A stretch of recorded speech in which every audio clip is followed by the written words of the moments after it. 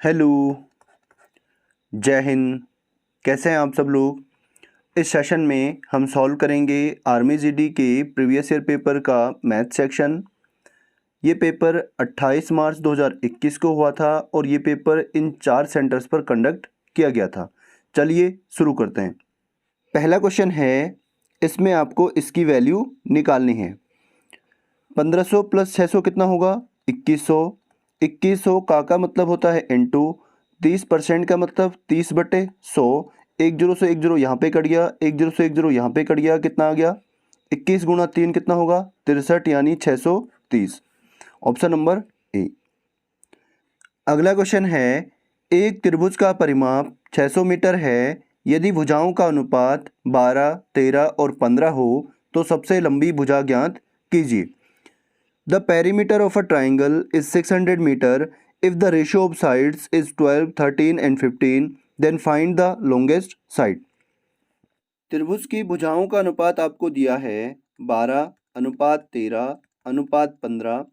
आपको पता होगा त्रिभुज का परिमाप क्या होता है? तीनों भुजाओं का योग। अगर मैं इन तीनों को ऐड कर दूं तो कितना होगा? 12 और 13 25, 25 और 15 40। तो त्रिभुज का परिमाप कितना आएगा? 40। किसके हिसाब से? रेशियो के हिसाब से।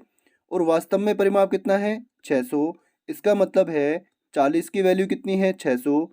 एक की वैल्यू कितनी होगी? 600/40। एक जीरो से एक जीरो कट गया, 4 से कटेगा 15 बार, तो एक की वैल्यू कितनी आई है? 15। इसमें सबसे बड़ी भुजा कौन सी होगी? 15। तो 15 की वैल्यू क्या होगी?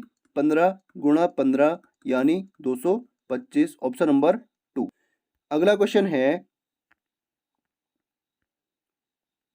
इस क्वेश्चन को आपको सॉल्व करना है। एक व्यक्ति 400 आमों के क्रय मूल्य पर 320 आम बेचता है, उसका लाभ प्रतिशत क्या है? A person sells 320 mangoes at the cost price of 400 mangoes, what is his profit percent? जब भी ऐसा क्वेश्चन आता है, इसका मतलब होता है 400 आमों का क्रय मूल्य 320 आमों के विक्रय मूल्य के बराबर है। तो इसको हम लिखेंगे 400 का क्रय मूल्य मतलब सीपी बराबर होगा 320 के एसपी के। ठीक है, यहाँ से अगर मैं सीपी और एसपी का रेशियो निकालूं तो सीपी के अपॉन में आएगा एसपी, ये जाएगा वहाँ पे। यहाँ पे क्या है? 320 और 400 आएगा इधर, तो 400 जाएगा बट्टे में, एक जीरो से एक जीरो कट गया, 8 से कटेगा ये 4 बार, 8 से ये कटेगा 5 बार, तो सीपी कितना है? 4 और एसपी कितना है? 5। तो प्रॉफिट बराबर क्या होता है? SP minus CP. तो 5 में से अगर मैं 4 माइनस करूं कितना आएगा? 1। तो प्रॉफिट कितने का है? 1 का। ठीक है, अब आपको पता होगा प्रॉफिट परसेंट का फॉर्मूला होता है प्रॉफिट अपॉन सीपी यानी क्रय मूल्य इनटू में 100।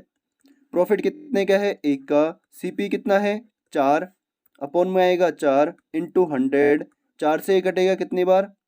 4 से कटेगा ये 25 बार, और 25 से कम 25 यानी 25%। Option number 3। अगला क्वेश्चन है, इस क्वेश्चन को सॉल्व करने से पहले कुछ चीज़ें आप नोट कीजिए। यह है आपकी धारा, और धारा की दिशा जो है इस दिशा में है। ठीक है, धारा इस दिशा में बह रही है। यहाँ पे कोई नाव है और नाव भी जो है धारा की दिशा में ही बह रही है। ठीक है, तो यह है अनुकूल दिशा, अनुकूल या धारा की दिशा में, इसको बोलते हैं हम अनुकूल या धारा की दिशा में। तो यहाँ पे हम लेते हैं नाव की चाल x किलोमीटर पर हावर, और यहाँ पे धारा की चाल हम लेते हैं y किलोमीटर पर हावर। जब भी अगर हम इनकी रिलेटिव स्पीड निकालें या सापेक्ष गति हम इनकी निकालें तो ये आएगी, यहाँ पे धारा की चाल में जो है नाव की चाल ऐड हो जाएगी। ठीक है, तो x plus Y kilometre per हावर। इनकी जो रिलेटिव स्पीड होगी वो क्या होगी? x plus Y kilometre per हावर। अब आप यहाँ पे देखिए, धारा के विपरीत, धारा के विपरीत या अपोजिट डायरेक्शन में। ठीक है, तो यहाँ पे धारा जो है इस दिशा में बह रही है। ठीक है, और नाव जो है यहाँ पे है और इसकी दिशा क्या है? उल्टी है, ये धारा की उल्टी दिशा में बह रही है। तो नाव की चाल हमने क्या ली है? x किलोमीटर पर हावर, और धारा की चाल हमने ली है y किलोमीटर पर हावर। तो यहाँ पे अगर हम रिलेटिव स्पीड निकालें तो इसकी रिलेटिव स्पीड आएगी, नाव की चाल में से धारा की चाल माइनस हो जाएगी, ठीक है, x minus Y kilometre per हावर, ठीक है। तो ये चीज़ें थी, इनको आपको नोट करना है। चलिए अब हम क्वेश्चन को पढ़ते हैं।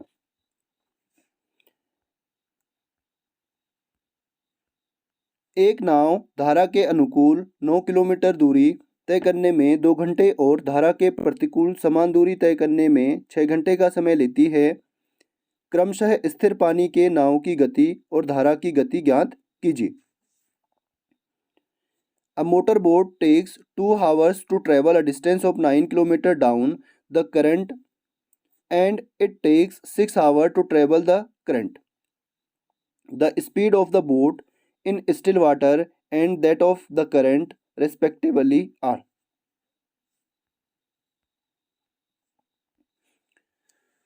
तो यहाँ पे आपको दे रखा है डिस्टेंस, तो दोनों के लिए क्या रहेगी, सेम। डिस्टेंस कितनी है, 9 किलोमीटर, दूरी कितनी है, 9 किलोमीटर। पहली कंडीशन क्या है, धारा की अनुकूल दिशा या धारा की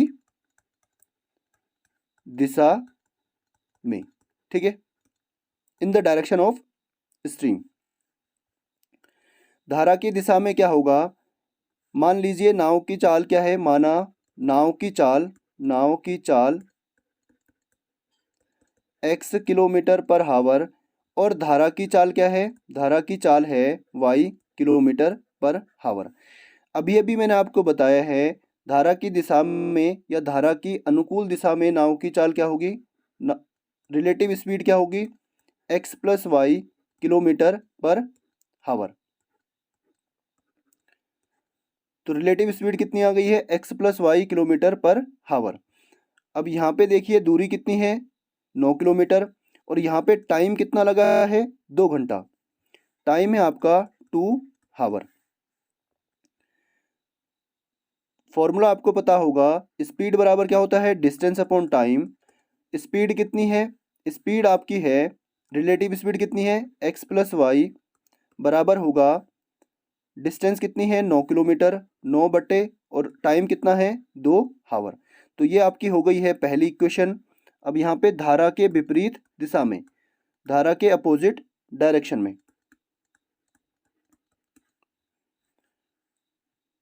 रिलेटिव स्पीड क्या होगी, रिलेटिव स्पीड यहाँ पे होगी x माइनस वाई। विपरीत दिशा में क्या होता है, minus x minus Y kilometre per हावर।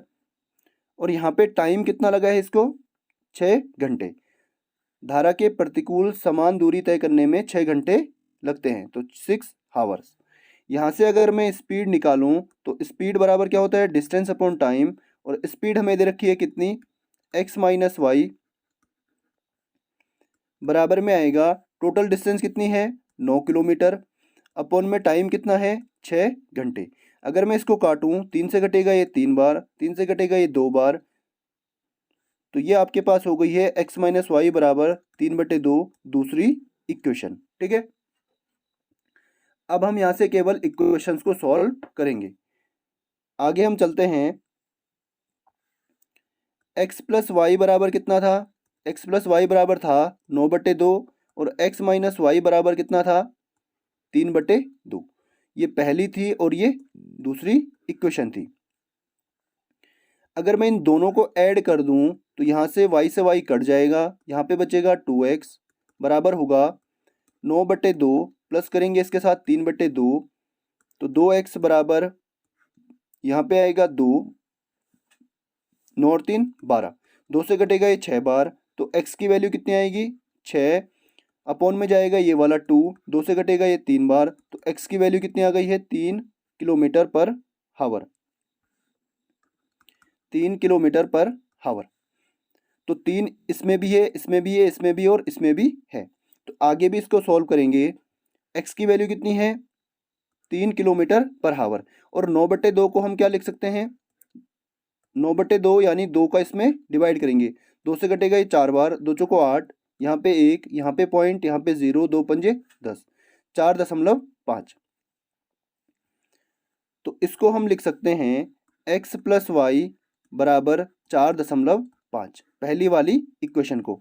अब यहाँ से x की वैल्यू कितनी है, 3, यहाँ पे 3, प्लस वाई बराबर 4.5, तो वाई बराबर कितना होगा 4.5, ये 3 जाएगा वहाँ पे माइनस का 3,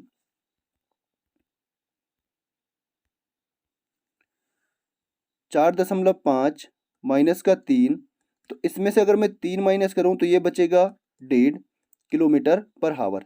तो y की वैल्यू कितनी है 1.5 किलोमीटर पर। अगला क्वेश्चन है शब्द अराइज के अक्षरों को कितने विभिन्न तरीकों से व्यवस्थित किया जा सकता है।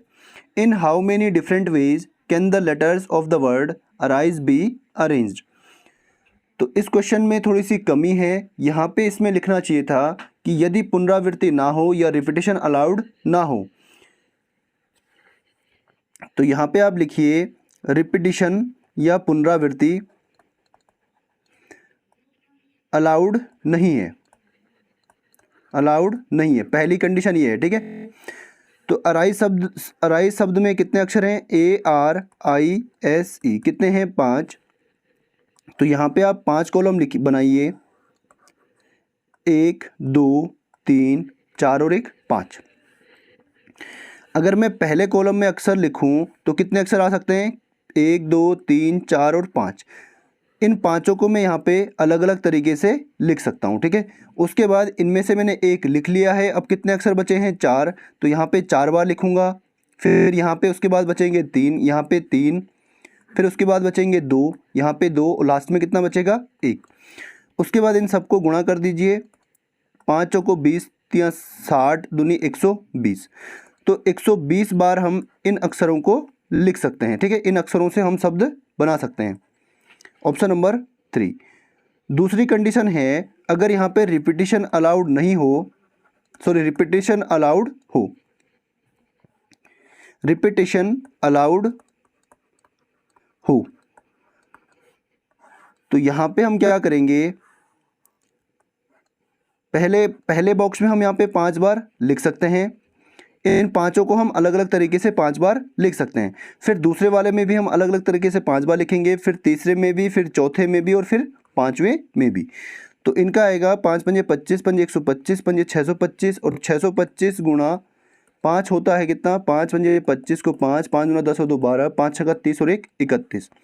अगर यहाँ पे आपको बोला गया होता कि रिपीटिशन अलाउड है तो इसका आंसर आता 3125। अगला क्वेश्चन है एक परमेय और एक अपरमेय संख्या का गुणनफल होता है। The product of a rational and irrational number is. एक परमेय संख्या ले लीजिए आप 2। परमेय संख्या क्या होती है जिसको हम P/Q के रूप में लिख सकते हैं। तो 2 को हम लिख सकते हैं 2/1, या कोई भी परमेय संख्या जैसे 3 है तो इसके अपोन में क्या होता है हमेशा 1 होता है, ठीक है। तो ये हो गई परमेय संख्या कितनी है 2। एक अपरमेय संख्या ले लीजिए, अपरमेय संख्या मान लीजिए क्या है √2। अब इन दोनों को गुणा कीजिए तो इनका गुणा क्या आता है 2√2। इसका मतलब एक अपरमेय संख्या ही इनका गुणनफल आता है, ठीक है। ऑप्शन नंबर डी इसका राइट आंसर हो जाएगा, ठीक है। इरेशनल नंबर या अपरमेय संख्या इसका राइट आंसर हो जाएगा। अगला क्वेश्चन है इस सीरीज को आपको पूरा करना है। यहां पे आप देखिए 31 में से 6 गया 25, 25 में से 6 गया 19, 19 में से 6 गया 13, और यहाँ पे आप देखिए 7 और 6 13, 13 और 6 19, 19 और 6 कितना होगा 25। Option number 3। अगला क्वेश्चन है एक बहुभुज की 44 विकर्ण हैं। एक बहुभुज के 44 विकर्ण हैं, इसकी भुजाओं की संख्या ज्ञात कीजिए। A polygon has 44 diagonals, find the number of its sides. किसी भी बहुभुज में डायगोनल की संख्या क्या होती है नंबर ऑफ डायगोनल या विकर्णों की संख्या नल्स इज इक्वल टू क्या होता है n-3/2 n-3/2। ये क्या होती है विकर्णों की संख्या, और विकर्णों की संख्या हमें क्या दे रखी है n-3/2 बराबर कितना दे रखा है 44।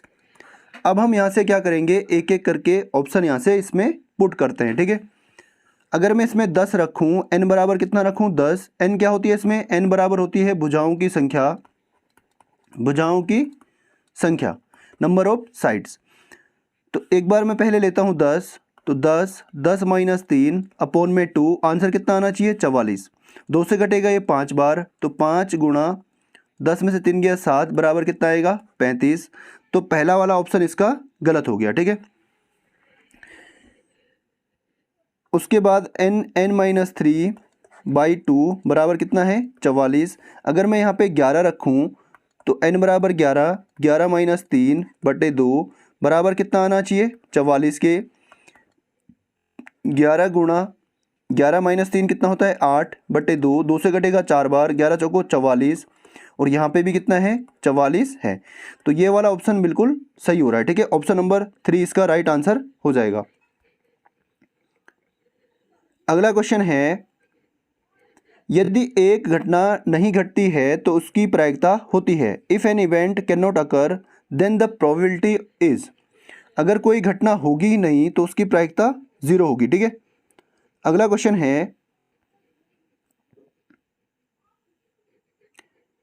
दो संख्याओं का अंतर 2 है और उनके वर्गों का अंतर 28 है, संख्याओं का योग क्या होगा। The difference of two numbers is 2 and difference of their squares is 28। The sum of the numbers will be. मान लीजिए दो नंबर क्या हैं, x और y हैं, और इनका जो अंतर है, अंतर यानी डिफरेंस कितना है, x माइनस वाई बराबर कितना है 2।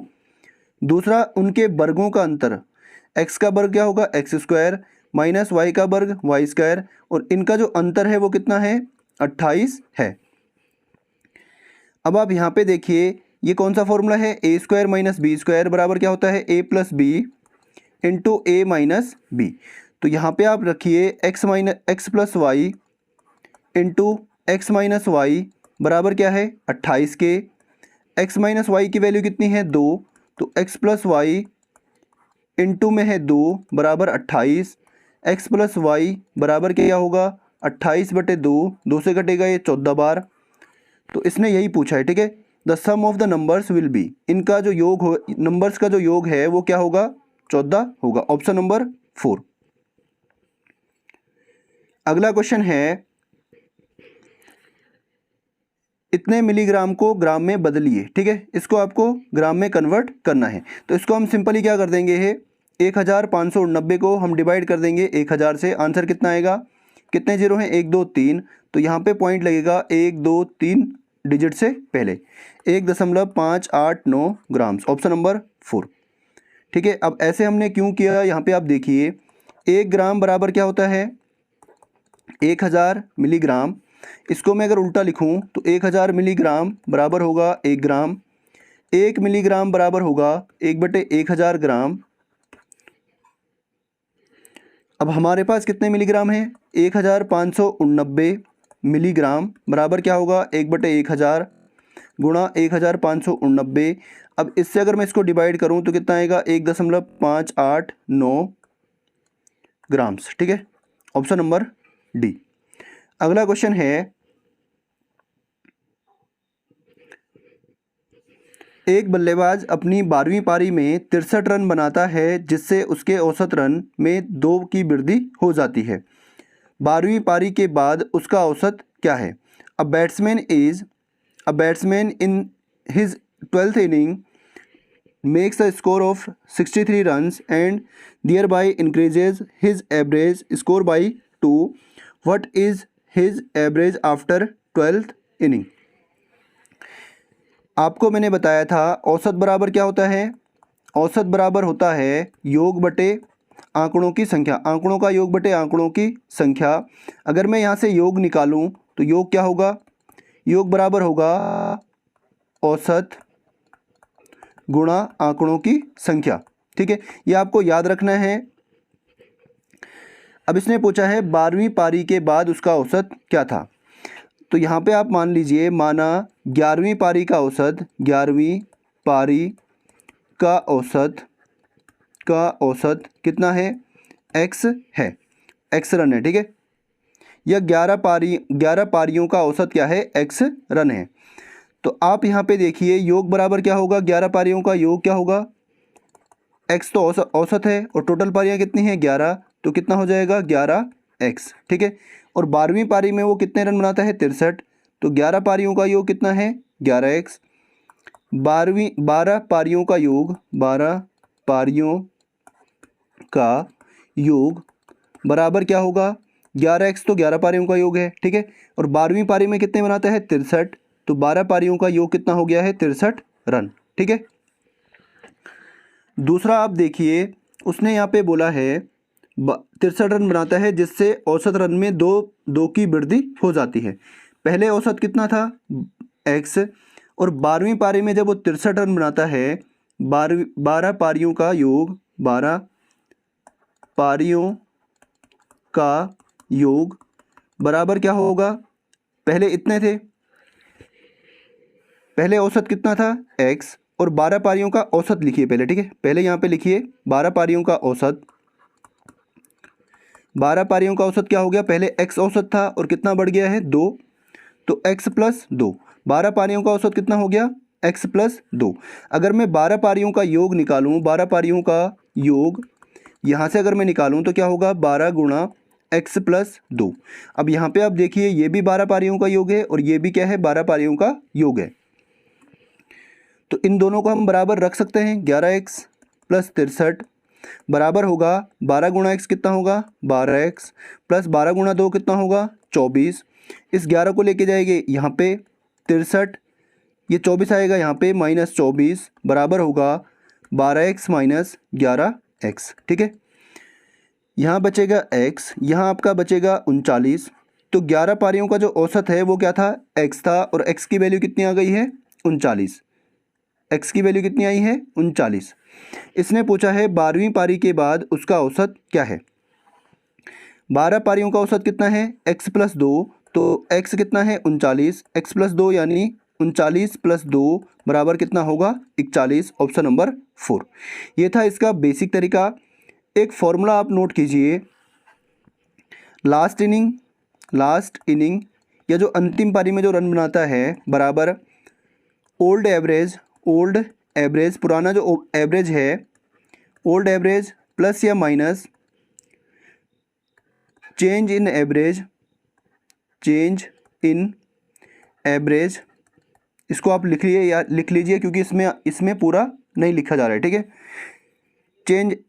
चेंज एवरेज इनटू या एवरेज चेंज, इसको आप लिखिए इनटू में आएगा टोटल इनिंग, ठीक है। तो लास्ट इनिंग में उसने कितने रन बनाए हैं 63। पुराना जो एवरेज है हम मान लेते हैं क्या था x, यहाँ पे एवरेज में वृद्धि हुई है कमी हुई है, ठीक है। यहाँ पे वृद्धि हुई है तो यहाँ पे प्लस का आएगा, प्लस का कितने की वृद्धि हुई 2 की, इनटू टोटल इनिंग्स कितनी है 12 हैं, ठीक है।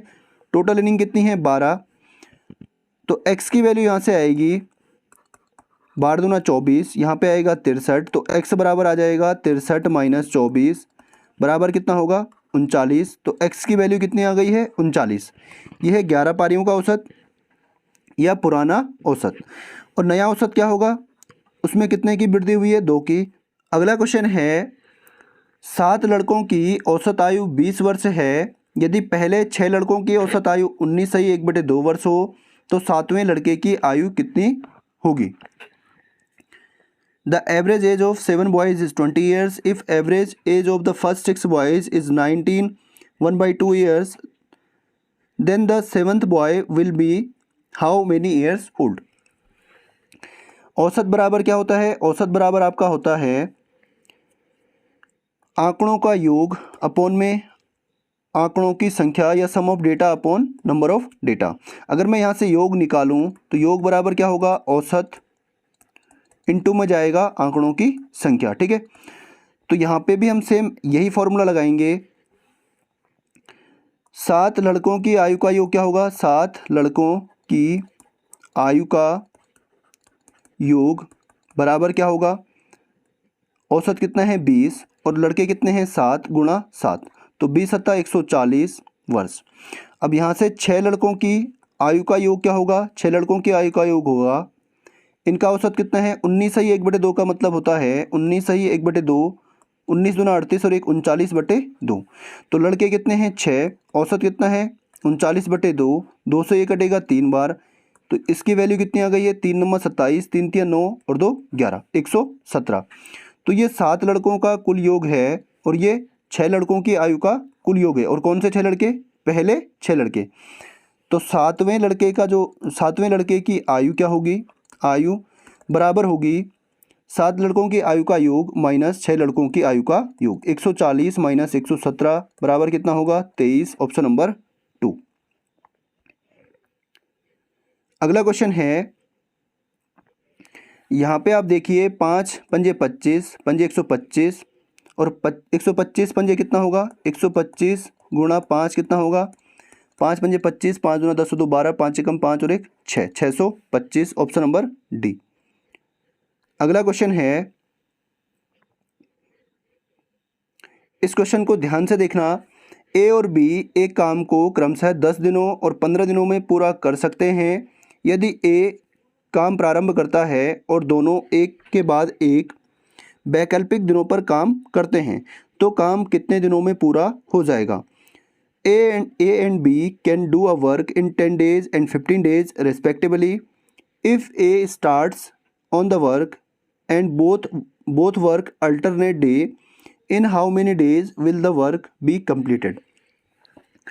अब यहाँ पे आप ध्यान से देखिए, A कितने दिनों में करता है 10, B कितने दिनों में करता है 15। सबसे पहले हम इनका क्या निकालते हैं, एलसीएम। इनका एलसीएम आएगा 30 और ये होता है टोटल वर्क। ये क्या होता है, टोटल वर्क। यहाँ से अगर मैं इसकी एफिशिएंसी निकालूं तो 10 तिया 30 और इसकी एफिशिएंसी निकालूं तो 15 दूना 30। अब ये बोलता है कि ए काम शुरू करता है, काम को कौन शुरू करता है, ए, और ये दोनों अल्टरनेट डे पर या अलग अलग दिन काम करते हैं, ठीक है, एक दिन छोड़कर काम करते हैं। पहले दिन ए करता है, दूसरे दिन बी करता है, फिर ए करता है, फिर बी करता है, फिर ए करता है, फिर बी करता है। तो ए की एफिशिएंसी कितनी है 3, बी की एफिशिएंसी कितनी है 2। तो यहाँ पे आप देखिए ये पहला दिन है और ये दूसरा, फिर ये तीसरा, फिर ये चौथा, फिर ये पांचवा, ऐसे करके ये काम करते रहते हैं। तो यहाँ पे आप देखिए इनका 2 दिन का काम कितना होगा, 2 दिन का काम कितना है 5, 2 डेज और 5 काम या 5 वर्क। अब हमारे पास टोटल काम कितना है 30। अगर मैं यहाँ पे 6 से गुणा कर दूँ तो 6 पंजे 30 और यहाँ पे भी अगर मैं 6 से गुणा कर दूँ तो 6 दूना 12 दिन। इसका मतलब 30 काम को ये दोनों के दोनों कितने दिन में करेंगे, 12 दिनों में, ऑप्शन नंबर ए। तो ये था आर्मी जीडी का प्रीवियस ईयर पेपर। उम्मीद करता हूँ आपको अच्छा लगा होगा। चलिए साइनिंग आउट।